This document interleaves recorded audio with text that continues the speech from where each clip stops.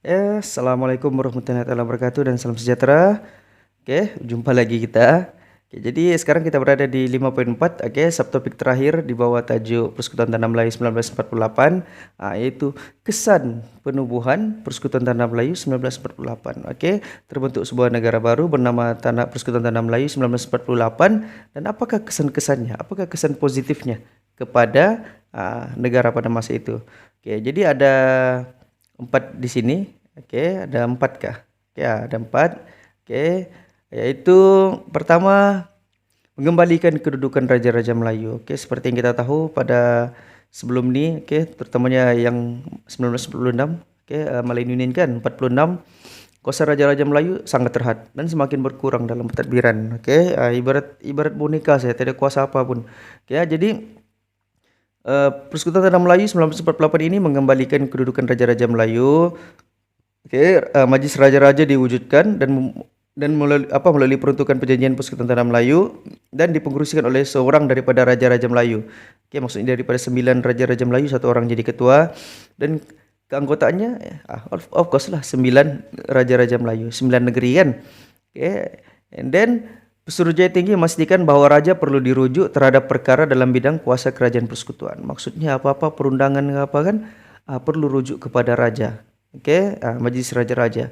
Maksudnya British tidak boleh buat suka hati sudahlah. Dalam politik negara. Sebab kuasa Raja-Raja Melayu semakin besar pada masa itu. Itu buktinya. Kuasa Raja-Raja Melayu dikembalikan. Kalau sebelum ini orang tidak rujuk pun dengan Raja-Raja Melayu. Suka hati dorang saya buat. Orang Melayu membantah, barulah dorang cancel tu Malayunion. Baru dorang nampak kuasa orang Melayu dan Raja-Raja Melayu pada masa itu. Dan yang kedua, menjaga kedudukan istimewa orang Melayu. Melalui perjanjian Persekutuan Tanah Melayu 1948, mereka mengiktiraf kedudukan istimewa orang Melayu dan kepentingan sah kaum lain.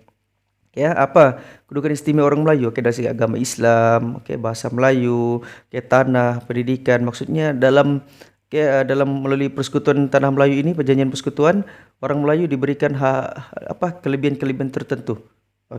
Dalam persekutuan, pendidikan semuanya. Tapi kaum lain pun dapat juga hak yang sama pun. Ada juga, tidaklah maksudnya orang kaum lain ditindaskan. Cuma sedikit kelebihan diberikan kepada orang-orang Melayu pada masa itu. Bahasa, agama, apalagi pendidikan, segi ekonomi, tanah, reserve tanah, tanah reserve persekutuan, betul yang dipanggil tanah adat, apa namanya, tanah adat, tanah reserve untuk orang Melayu. Jadi memanglah sudah namanya tanah Melayu kan, of course lah orang Melayu diberi keistimewaan kan. And then membuka ruang kewarganegaraan. Jadi melalui ini bagusnya lah kepada orang yang bukan Melayu, sebab terutamanya golongan-golongan perantau. Di Tanah Melayu pada masa itu ramai orang luar. Bukan saya dari Cina, dari India, banyak dari Bangladesh, dari Pakistan ada, dari Arab ada, Indonesia kan. Jadi banyak orang luar yang berada di Malaysia pada masa itu. Jadi mereka pun yang sudah lama tinggal di Tanah Melayu, mereka diberi peluang untuk mendaftar secara pendaftaran kewarganegaraan melalui pendaftaran untuk menjadi rakyat Tanah Melayu pada masa itu.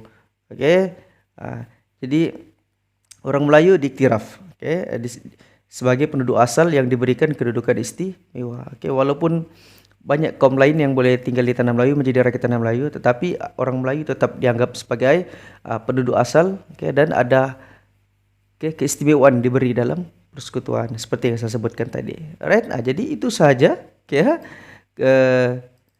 kesan-kesan penubuhan Persekutuan Tanah Melayu 1948. Saya ulang balik, mengembalikan kedudukan Raja-Raja Melayu, menjaga kedudukan istimewa orang Melayu, membuka ruang kewarganegaraan, dan yang terakhir, apa lagi satu? Satu lagi saya belum sebut. Mewujudkan kerjasama kaum.